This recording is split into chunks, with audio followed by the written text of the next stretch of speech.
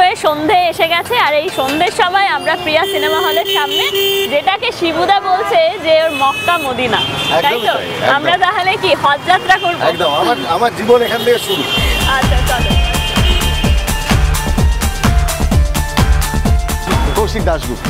কৌশিক এমন একটা মানুষ আর কি, যবের থেকে আমার সিনেমাটা রিলিজ হয় এখানে, তারপর থেকে নেক্সট টু অরিজিৎ দত্ত যদি কেউ থাকে, প্রত্যেক বিকেলবেলায় আমি বা সন্ধ্যেবেলায় একটা মানুষকেই ফোন করি যে আজকে কোন জায়গায় দাঁড়িয়ে আছি আমি, মানে হয় না ভোটের রেজাল্টের মতো। একদম ভালো, ঠিক আছে না? দারুণ জায়গা।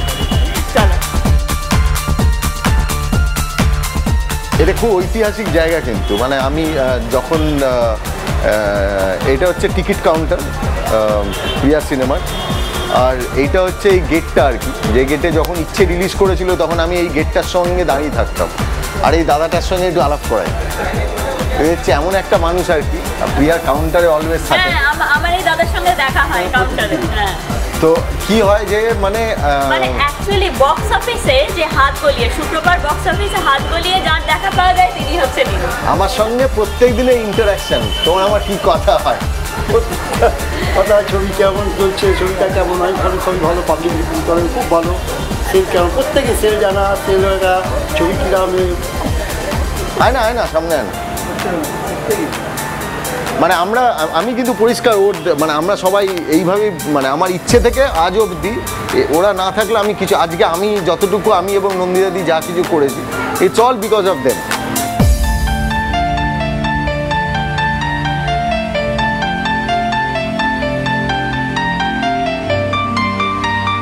বাংলা ফিল্ম ইন্ডাস্ট্রিতে যদি আমার কেউ গডফাদার যদি কেউ বলে থাকে, তাহলে সেটা Arijit Dutta. So he is big brother to me. Are from ইচ্ছে থেকে আজ অবধি বেলা শেষে, সো ইটস অলওয়েজ সব কিছুর যে সাপোর্ট, সেটা অরিজিৎ দত্ত, প্রিয়া সিনেমা হলের প্রত্যেকটা সহকর্মী, প্রত্যেকটা মানুষ, অলরেডি মানে কেন জানি না, আমার কাছে সত্যি বলছি, আমার কাছে মনে হয় এটা আমার ঘর বাড়ির মতো।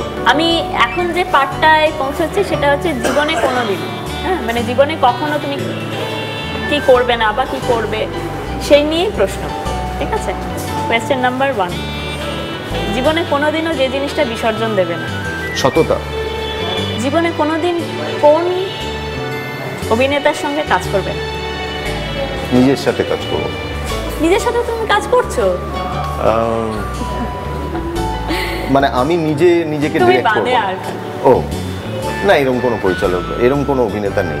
জীবনে কোন জায়গাটায় কোনোদিন যাবে না? কোন জায়গায় যাব না? সেফ জোনে কখনো যাব না। এমন কোনো জায়গায় যাব না যেটা আমার কাছে খুব সেফ, আমি মানে একই জিনিস করে যাব, ওরকম কোনো কিছু করব না। জীবনে কোনোদিন কাকে না বলবে না? আমার মাকে আর নন্দিতা রায়কে। বরানগর থেকে যে ছেলেটা কান ফেস্টিভ্যালের কার্পেটে হাঁটলো, সে কি সত্যি জীবনে কোনো কম্প্রোমাইজের রাস্তায় হাঁটেনি? না, কখনো না। সেই কারণে তো এত সময় লেগেছে জীবনে, 8 বছর সময় লেগেছে শুধু একটা ইচ্ছে বানাতে। আচ্ছা, আমার শেষ প্রশ্ন, জীবনে কোনদিন কোনো মহিলাকে অপেক্ষা করিয়ে রেখে আসতে পারোনি, আজ আফসোস হয় তোমার? অপেক্ষা করিয়ে রেখে আসতে পারোনি, তার কাছে আসতে পারোনি, কোনোদিনই আর আশা হয়নি, সেই অপেক্ষার দাম দেওয়া হয়নি? হ্যাঁ, হয়েছে তো, হয়েছে তো, কি করা যাবে।